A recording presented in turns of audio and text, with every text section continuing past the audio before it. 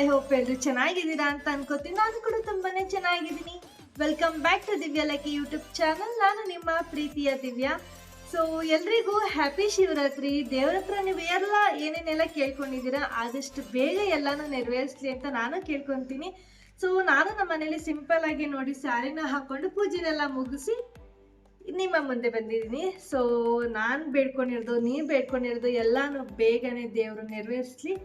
So ಇವತ್ತು ಈ ದಿನ ಹೇಗೆಲ್ಲ ಇರುತ್ತೆ ಅನ್ನೋದನ್ನ ನಾನು ನಿಮ್ಮ ಜೊತೆ ಶೇರ್ ಮಾಡ್ಕೊತಾ ಇದ್ದೀನಿ. ಮಿಸ್ ಮಾಡ್ದೇನೆ ಈ ವಿಡಿಯೋನ ಕಂಟಿನ್ಯೂಸ್ ಆಗಿ ನೋಡಿ.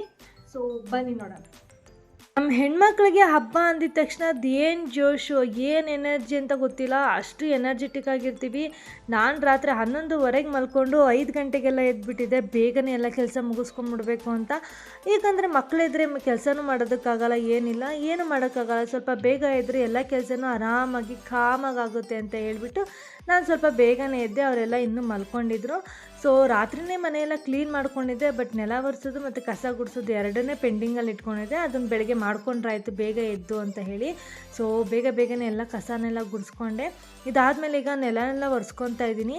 ನಾನಿಲ್ಲಿ ನೆಲ ಒರೆಸೋದಕ್ಕೆ ಉಪ್ಪು ಮತ್ತು ಅರಿಶಿನ ಹಾಕ್ಕೊತಾ ಇದ್ದೀನಿ. ಇದನ್ನು ನಾನು ಇನ್ಸ್ಟಾ ರೀಲ್ಸಲ್ಲಿ ನೋಡಿದ್ದೆ, ನೆಗೆಟಿವ್ ಎಲ್ಲ ಹೊರಗಡೆ ಹಾಕುತ್ತೆ ಅಂತ ಹೇಳ್ತಿದ್ರು. ಸೊ ಹಾಗಾಗಿ ನಾನು ಒಂದು ಸ್ವಲ್ಪ ದಿನದಿಂದ ಫಾಲೋ ಮಾಡ್ತಿದ್ದೆ. ಓಕೆ, ಪರವಾಗಿಲ್ಲ, ಬೆಟರ್ ಅನಿಸ್ತು.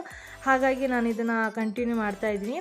ಉಪ್ಪು ಮತ್ತು ಅರಿಶಿನ ಹಾಕ್ಕೊಂಡು ಇದಾದಮೇಲೆ ಸ್ವಲ್ಪ ಲೈಝಾಲ್ ಲಿಕ್ವಿಡ್ನ ಹಾಕ್ಕೊತಾ ಇದ್ದೀನಿ ಮತ್ತು ವೆನಿಗರ್ನ ಹಾಕ್ಕೊತಾ ಇದ್ದೀನಿ. ವೆನಿಗರ್ನ ಹಾಕೋದ್ರಿಂದ ಮನೆ ಒಳಗಡೆ ಏನಾದರೂ ಕರೆ ಕಟ್ಟಿರುತ್ತಲ್ವ, ಸೊ ಅದು ಬೇಗನೆ ಹೋಗುತ್ತೆ, ಯಾಕಂದರೆ ಅದರಲ್ಲಿ ಹುಳಿ ಅಂಶ ಇರುತ್ತಲ್ವ. ಸೊ ಹಾಗಾಗಿ ಇದಾದಮೇಲೆ ಗೋಮೂತ್ರ ಹಾಕ್ಕೊತಾ ಇದ್ದೀನಿ, ಗಂಜಲನ. ಇದನ್ನೆಲ್ಲ ಹಾಕ್ಕೊಂಡಿದ್ದಾದಮೇಲೆ ಪಚ್ಚ ಕರ್ಪೂರನ ಹಾಕ್ಕೊತಾ ಇದ್ದೀನಿ. ಈ ಕರ್ಪೂರ ಹಾಕೋದ್ರಿಂದ ನಾವು ದೇವಸ್ಥಾನಕ್ಕೆ ಹೋಗ್ಬೇಕಾದ್ರೆ ಒಂಥರ ಪಾಸಿಟಿವ್ ವೈಬ್ಸ್, ಅಂದರೆ ಘಮ ಘಮ ಅಂತಿರುತ್ತೆ ಕರ್ಪೂರದ್ದು ಎಲ್ಲ. ಸೊ ಅದೇ ಥರ ಸ್ಮೆಲ್ಲು ಮನೆಯೊಳಗಡೆ ಎಲ್ಲ ಅದೇ ಘಮ ಘಮ ಅಂತಿರುತ್ತೆ. ಸೊ ಹಾಗಾಗಿ ನನಗೆ ಈ ಸ್ಮೆಲ್ ಸಿಕ್ಕಾಪಟ್ಟೆ ಇಷ್ಟ ಆಗುತ್ತೆ. ಇದನ್ನು ಹಾಕ್ಕೊತಾ ಇದ್ದೀನಿ, ಪಚ್ಚ ಕರ್ಪೂರನ. ನೀವು ಒಂದ್ಸರಿ ಹಾಕ್ಕೊಂಡು ಟ್ರೈ ಮಾಡಿ ನೋಡಿ, ತುಂಬಾ ಚೆನ್ನಾಗಿರುತ್ತೆ.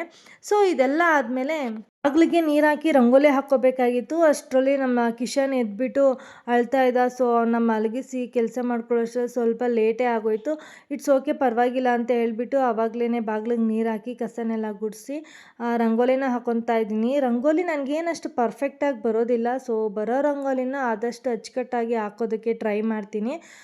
ಇವತ್ತು ಹಬ್ಬ ಆಗಿರೋದ್ರಿಂದ ನನಗೆ ಯಾವುದು ಪರ್ಫೆಕ್ಟಾಗಿ ಬರುತ್ತೋ ಅದನ್ನೇ ಹಾಕ್ಬಿಡೋಣ ಅಂತ ಹೇಳಿಬಿಟ್ಟು ಅದನ್ನೇ ಹಾಕ್ಕೊತಾ ಇದ್ದೀನಿ.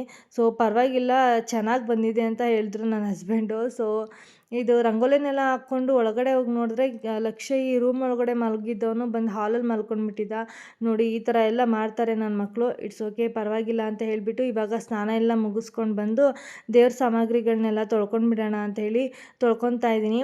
ಆ್ಯಕ್ಚುಲಿ ಒಂದಿನ ಮುಂಚೆಗೆ ತೊಳ್ಕೊಂಡ್ಬಿಡ್ತಿದ್ದೆ. ಸೊ ಈ ಸತಿ ಮಂಗಳವಾರ ಬಿದ್ದಿದ್ದರಿಂದ ತೊಳೆಯೋದಕ್ಕಾಗಲಿಲ್ಲ. ಹಾಗಾಗಿ ಇವತ್ತೇ ಸ್ನಾನ ಎಲ್ಲ ಮಾಡಿ ನೀಟಾಗಿ ತೊಳ್ಕೊಂಡು ಪೂಜೆ ಮಾಡೋಣ ಅಂತೇಳಿ ಇದೆಲ್ಲ ಕ್ಲೀನ್ ಮಾಡ್ಕೊತಾ ಇದ್ದೀನಿ. ನಾನಿಲ್ಲಿ ಬೆಳ್ಳಿ ಐಟಮ್ಗಳನ್ನೆಲ್ಲ ಕ್ಲೀನ್ ಮಾಡೋದಕ್ಕೆ ಅಂತ ಪೇಸ್ಟ್ ಮತ್ತು ಶಶಿ ಪೌಡರ್ನ ಯೂಸ್ ಮಾಡ್ಕೊತಾ ಇದ್ದೀನಿ. ಇದಾದಮೇಲೆ ತಾಮ್ರದ ಐಟಮ್ಸ್ ಎಲ್ಲ ಇರುತ್ತಲ್ವ, ಸೊ ಅದಕ್ಕೆಲ್ಲ ಹುಣಸೆಹಣ್ಣು ಹಾಕಿ ಕ್ಲೀನ್ ಮಾಡ್ಕೊತೀನಿ. ಯಾವುದೇ ರೀತಿ ಬ್ರಷ್ನೆಲ್ಲ ಯೂಸ್ ಮಾಡೋದಿಲ್ಲ, ನಾನು ಕೈಯಲ್ಲೇ ವಾಶ್ ಮಾಡ್ಕೊತೀನಿ. ಸೊ ಇದೆಲ್ಲ ಆದಮೇಲೆ ದೇವ್ರ ಮನೆಯನ್ನೆಲ್ಲ ಕ್ಲೀನ್ ಮಾಡ್ಕೊಂಡ್ಬಿಡೋಣ ಅಂತ ಹೋದೆ. ಅಷ್ಟರಲ್ಲಿ ನಮ್ಮ ಕಿಶನ್ ಗೌಡ್ರು ಎದ್ದು ಬಂದಿದ್ದರು. ಸೊ ಅವ್ರು ಎದ್ರೆ ಗೊತ್ತಲ್ವ, ಅವ್ರ ಜೊತೆ ಆಟಾಡಿಕೊಂಡು ಮಾತಾಡಿಕೊಂಡು ಅವ್ರನ್ನ ಸೈಲೆಂಟಾಗಿ ಇರಿಸ್ಕೊಂಡು ಕೆಲಸನೆಲ್ಲ ಮಾಡ್ಕೊಬೇಕು. ಸೊ ಅವ್ರ ಜೊತೆಗೆ ನಮ್ಮ ಕೆಲಸ ಮತ್ತೆ ಮುಂದುವರಿತು. ದೇವ್ರ ಮನೆ ಕ್ಲೀನ್ ಮಾಡ್ಕೊಳ್ಳೋದಕ್ಕೆ ಅಂತ ಈ ಥರ ಒಂದು ಚಿಕ್ಕದಾಗಿರೋ ಬ್ರಷ್ ಮತ್ತು ಮರನ ತಂದು ಇಟ್ಕೊಂಡಿದ್ದೀನಿ. ಇದರಿಂದ ಆರಾಮ್ಸೆ ಎಲ್ಲನೂ ಕ್ಲೀನ್ ಆಗುತ್ತೆ. ಬಟ್ಟೆ ಅಂತ ಹೋದರೆ ಒಂದೊಂದ್ಸಲಿ ಮಿಸ್ ಆಗಿಬಿಡುತ್ತೆ ಅದು. ಸೊ ಹಾಗಾಗಿ ಇದನ್ನು ಮಾಡಿಕೊಂಡ್ರೆ ಆದಷ್ಟು ಕೈಗೆ ಸಿಗುತ್ತೆ ಅಂತ ಇದನ್ನು ತಂದು ಇಟ್ಕೊಂಡಿದ್ದೀನಿ.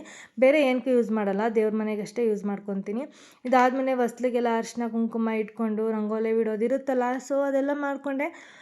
ಇದೆಲ್ಲ ಮಾಡ್ತಿರ್ಬೇಕಾದ್ರೆ ನನ್ನ ಅಮ್ಮ ನಂಗೆ ತುಂಬಾ ನೆನಪಾದರು. ಯಾಕಂದರೆ ಅವರು ಶಿವರಾತ್ರಿ ಹಬ್ಬ ಅಂತಲೇ ಅಲ್ಲ, ಯಾವ ಹಬ್ಬ ಆದರೂ ಬರಲಿ ನನ್ನ ಪಾಡಿಗೆ ನಾನು ಆಟ ಆಡಿಕೊಂಡು ಓಡಾಡ್ಕೊಂಡಿರ್ತಿದ್ದೆ. ಬಟ್ ಎಲ್ಲ ಕೆಲಸ ನಮ್ಮ ಅಮ್ಮನೇ ಮಾಡ್ಕೊತಿದ್ರು. ಸೊ ಆ ಸಿಚುವೇಶನ್ ನನಗೆ ಇವಾಗ ಬಂದಿದೆ. ಸೊ ಎಲ್ಲ ಹಬ್ಬಗಳಿಗೂ ನಾನೇ ಎಲ್ಲ ರೆಡಿ ಮಾಡ್ಕೊಳ್ಬೇಕು. ಶಿವರಾತ್ರಿ ಹಬ್ಬ ಅಂದರೆ ಎಲ್ಲರಿಗೂ ಅನಿಸೋದು ಏನು, ಜಾಗರಣೆ ಇರಬೇಕು, ಉಪವಾಸ ಇರಬೇಕು ಅಂತ. ಸೊ ಉಪವಾಸ ಅಂತೂ ಇರೋದಕ್ಕಾಗಲ್ಲ, ಯಾಕಂದರೆ ಕಿಶನ್ ಇನ್ನು ಫೀಡ್ ಮಾಡ್ತಾ ಇದ್ದಾನೆ. ಸೊ ಹಾಗಾಗಿ ಉಪವಾಸ ಇರೋದಕ್ಕಾಗಲ್ಲ, ಜಾಗರಣೆ ಅಂತೂ ಚಾನ್ಸೇ ಇಲ್ಲ.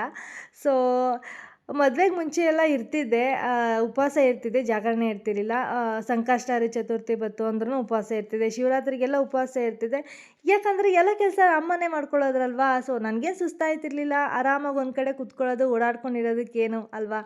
ಸೊ ಒಂದು ಸತಿ ನಾನು ಉಪವಾಸ ಇರ್ತೀನಿ ಅಂತ ನಮ್ಮ ಅಮ್ಮನಿಗೆ ಹೇಳಿ ಉಪವಾಸ ಇದ್ದೆ, ಇನ್ನೂ ಒಂದು ಚಿಕ್ಕ ವಯಸ್ಸೇನೆ. ಸೊ ಆವಾಗ ನಮ್ಮಮ್ಮ ಬೇಡ ಬೇಡ ಅಂತ ಹೇಳಿದ್ರು, ನಾನು ಕೇಳಲಿಲ್ಲ, ಇಲ್ಲ ನಾನು ಉಪವಾಸ ಇರ್ತೀನಿ ಅಂತ. ಸೊ ಅಮ್ಮ ಅವತ್ತು ಒಬ್ಬಟ್ಟು ಮಾಡ್ತಾಯಿದ್ರು, ಹೊಟ್ಟೆ ಹಸಿವು ತಡೆಯೋದಕ್ಕಾಗಲಿಲ್ಲ, ಸ್ಮೆಲ್ಗೆ ಹೊಟ್ಟೆ ಸಿಕ್ಕಾಪಟ್ಟೆ ಹಸಿವಾಗ್ಬಿಟ್ಟಿತ್ತು. ಅವತ್ತು ಅರ್ಧಕ್ಕೇ ಬ್ರೇಕ್ ಮಾಡಿದ್ದೆ. ಸೊ ಇಲ್ಲ ನನಗೆ ಹೊಟ್ಟೆ ಹಸಿವಾಗ್ತಿದೆ ಅಂತ. ಸೊ ಈಗೆಲ್ಲ ಅನಿಸ್ತಿತ್ತು, ನನಗೇನು ಅಂತ ಗೊತ್ತಿಲ್ಲ, ಉಪವಾಸ ಇರಬೇಕು ಅಂತ ಫುಲ್ ಡಿಸೈಡ್ ಆಗಿರ್ತೀನಿ. ಅದಾದಮೇಲೆ ಈ ಥರ ಏನಾದರೂ ಒಳ್ಳೆ ಊಟದ ಘಮ ಘಮ ಅಂತ ಅಂದ್ಬಿಡ್ತು ಅಂದರೆ ಹೊಟ್ಟೆ ಚುರುರಿ ಅಂತ ಚುರುಗಟ್ಬಿಡ್ತದೆ. ಸೊ ಅವಾಗ ಊಟ ಮಾಡೇ ಬಿಡ್ತೀನಿ ನಾನು. ಸೊ ಸಂಕಷ್ಟಾರಿ ಚತುರ್ಥಿದು ಅಷ್ಟೇ, ಬೆಳಗ್ಗಿಂದ ಸಂಜೆವರೆಗೂ ಉಪವಾಸ ಇರ್ತಿದ್ದೆ ಮದುವೆಗೆ ಮುಂಚೆ. ಸೊ ಇದೆಲ್ಲ ಆದಮೇಲೆ ದೇವಸ್ಥಾನಕ್ಕೆ ಹೋಗ್ತಿದ್ವಿ, ಗಣೇಶನ ದೇವಸ್ಥಾನಕ್ಕೆ ನಮ್ಮೂರ ಹತ್ರ ಇದೆ. ಸೊ ಅಲ್ಲಿಗೆ ಹೋದ್ಮೇಲೆ ಪ್ರಸಾದ ಮಾಡ್ತಾಯಿದ್ರು, ಅಂದರೆ ಪಲಾವ್ ಮಾಡ್ತಿದ್ರು. ಆ ಪಲಾವಿನ ಗಮನಕ್ಕೇ ಅಷ್ಟು ಹೊಟ್ಟೆ ಹಸಿವಾಗ್ಬಿಡೋದು. ದೇವ್ರ ಪೂಜೆ ಮುಗಿಸ್ಕೊಂಡು ಯಾವಾಗ ಒಂದು ತುತ್ತು ಎತ್ತಿ ಬಾಯೊಳಗಡೆ ಇಟ್ಕೊಂಡ್ಬಿಡ್ತೀನಪ್ಪ ಅಂತ ಅನಿಸ್ತಾ ಇರೋದು. ಬಟ್ ನಾನು ಆ ಥರ ಮಾಡ್ತಿರ್ಲಿಲ್ಲ, ಅಷ್ಟು ಕಂಟ್ರೋಲ್ ಮಾಡಿಕೊಂಡು ರಾತ್ರಿ ಚಂದ್ರನ ನೋಡಿಬಿಟ್ಟು ಆಮೇಲೇ ಊಟ ಮಾಡ್ತಿದ್ದೆ. ಸೊ ಇಷ್ಟೆಲ್ಲ ನಡೆಸಿದ್ದೀನಿ ನಾನು. ಉಪವಾಸ ಅಂದಿದ ತಕ್ಷಣ ನನಗೆ ಇದೆಲ್ಲ ಆಗುತ್ತೆ. ಸೊ ಇದೆಲ್ಲ ಆದಮೇಲೆ ನಾನು ಪೂಜೆಗೆಲ್ಲ ರೆಡಿ ಮಾಡ್ಕೊತಾ ಇದ್ದೀನಿ.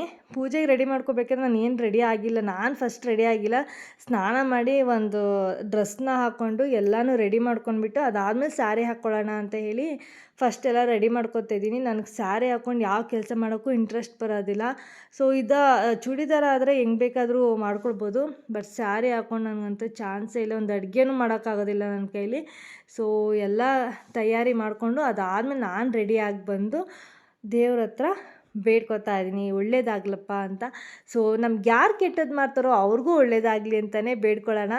ಸೊ ಶಿವರಾತ್ರಿ ಹಬ್ಬದ ದಿನ ಇಷ್ಟೆಲ್ಲ ಪೂಜೆನೆಲ್ಲ ಮಾಡಿದೆ. ಬಟ್ ಅಡುಗೆ ಏನೂ ಮಾಡಲಿಲ್ಲ ಫ್ರೆಂಡ್ಸ್ ನಾನಿವತ್ತು. ಯಾಕೆ ಅಂದರೆ ಬೆಳಗ್ಗೆ ಉಪ್ಪಿಟ್ಟು ಮಾಡಿದ್ದೆ. ಸೊ ರೆಸಿಪಿ ನಿಮ್ಮ ಹತ್ರ ಶೇರ್ ಮಾಡ್ಕೊಳ್ಳೋದಕ್ಕಾಗಲಿಲ್ಲ, ಯಾಕಂದರೆ ಆಲ್ರೆಡಿ ನಾನು ಪೂಜೆನೆಲ್ಲ ಮಾಡೋ ಅಷ್ಟರಲ್ಲೇ ಒಂದು 9:30 ಆಗಿತ್ತು, 9ರಿಂದ 9:30 ಆಗೋಗ್ಬಿಟ್ಟಿತ್ತು. ಸೊ ಎಲ್ಲರಿಗೂ ಹೊಟ್ಟೆ ಹಸಿವಾಗ್ತಿದೆ ಅಂತ ಹೇಳ್ಬಿಟ್ಟು ಉಪ್ಪಿಟ್ಟು ಮಾಡಿಬಿಟ್ಟೆ. ಉಪ್ಪಿಟ್ಟು ಕಾಮನ್ನಾಗಿ ಎಲ್ಲರಿಗೂ ಬರುತ್ತಲ್ವ. ಸೊ ಹಾಗಾಗಿ ಇನ್ನು ಮಧ್ಯಾಹ್ನದ ಊಟಕ್ಕಂತೂ ನಾನು ಏನು ಮಾಡಬೇಕು ಅನ್ನೋ ಐಡಿಯಾನೇ ಇರಲಿಲ್ಲ. ಏನೇ ಕೇಳಲಿ, ಏನು ಮಾಡಲಿ ಅಡುಗೆನ, ಏನೋ ಒಂದು ಮಾಡು, ನೀನು ಇಷ್ಟ ಬಂದಿದ್ದು ಮಾಡು ಅಂತಾರೆ. ನನಗಂತೂ ನಿಜ ಸಿಕ್ಕಾಪಟ್ಟೆ ಕೋಪ ಬಂದುಬಿಟ್ಟಿತ್ತು. ಬೆಳಗ್ಗೆ ಬೇಗನೆ ಎದ್ದಿದ್ನಲ್ವ, ಅದಕ್ಕೂ ಪಿತ್ತ ನೆತ್ತಿಗೆ ಏರ್ತಾಯಿತ್ತು. ಫಸ್ಟು ಏನಾದರೂ ಮಾಡಬೇಕು ಅಂತ ಹೇಳ್ಬಿಟ್ಟು ನನ್ನ ಕೈಗೆ ಏನೇನು ಸಿಗುತ್ತೋ ಎಲ್ಲ ತರಕಾರಿನೂ ಹಾಕ್ಬಿಟ್ಟಿದ್ದೀನಿ. ಅದನ್ನೆಲ್ಲ ಹಾಕಿ ಒಂದು ಪಲಾವ್ ಥರ ಮಾಡಿ ಕೊಟ್ಟೆ, ಆರಾಮಾಗಿ ತಿನ್ಕೊಂಡ್ರು.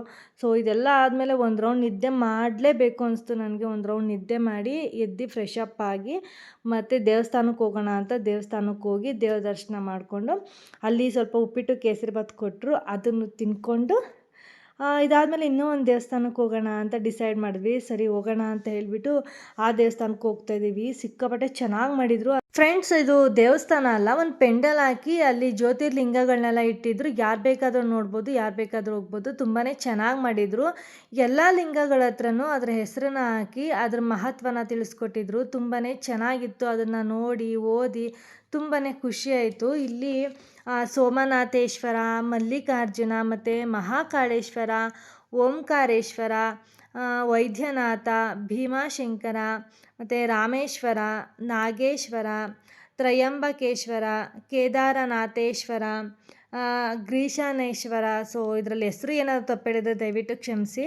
ಸೊ ಇದನ್ನೆಲ್ಲ ನೋಡಿಕೊಂಡು ಹೋದ್ವಿ. ಮತ್ತು ಶಿವರಾತ್ರಿಯ ಸಂದೇಶ ಅಂದರೆ ಪರಂ ಜ್ಯೋತಿ ಪರಮಾತ್ಮ ಶಿವ ತಂದೆಯು ಈ ಅಂಧಕಾರದ ಜಗತ್ತಿನಲ್ಲಿ ಪುನಃ ಅವತರಿತರಾಗಿದ್ದಾರೆ.